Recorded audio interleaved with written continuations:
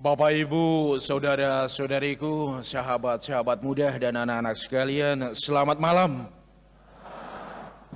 Hari ini Gereja Sejagat memulai retret agungnya dengan kembali membaharui komitmen dan niat untuk menjadi putra-putri Allah yang baik.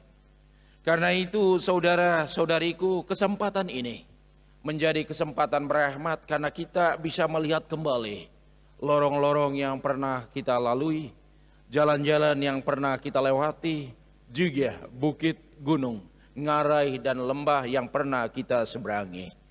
Dalam perjalanan dan siara itu pasti kita bisa melihat kembali tapak-tapak putus kita. Entahkah kita berjalan bersama Tuhan, ataukah selama ini kita lebih mengandalkan diri kita sendiri.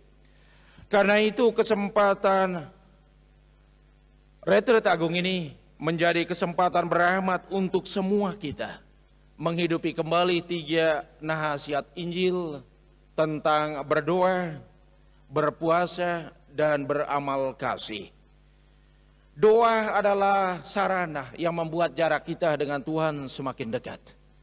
Maka doa kita mestinya jangan part time, jangan sometimes, tetapi should be always and overtime.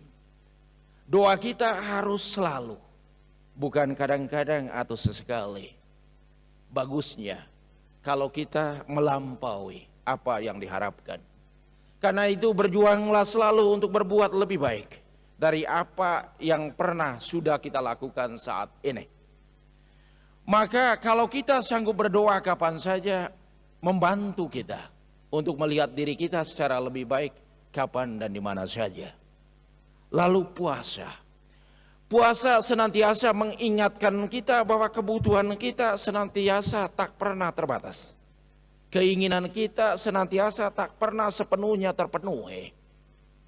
Dalam puasa kita melihat keterbatasan, kita melihat kekurangan, dan juga kita melihat bahwa kita membutuhkan Tuhan di dalamnya.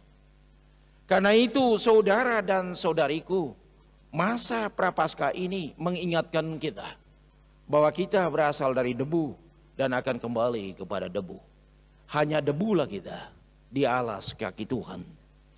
Maka puasa kita kalau tidak disertai dengan doa itu menjadi diet, usaha pelangsingan. Dan puasa kita kalau tidak disertai dengan amal kasih itu artinya mengirit, menghemat. Mari saudara dan saudari, kita melakukan amal kasih dalam keseharian kita. Karena dengan memberi, serentak pada saat itu kita menerima. Dengan membagi, serentak pada saat yang sama apa yang kita bagikan, kita peroleh secara berlipat ganda. Karena itu orang yang senantiasa melakukan amal kasih tidak pernah berkekurangan dalam hidup. Bahkan ia berkelimpahan. Kalau bukan harta, tetapi kegembiraan, sukacita itu yang ia miliki.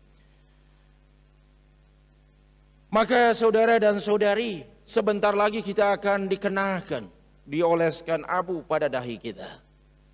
Abu kalau di desa-desa, di daerah-daerah, atau di masa lalu hidup kita, itu masih mengenalnya sebagai alat yang membantu untuk mencuci perlengkapan dapur.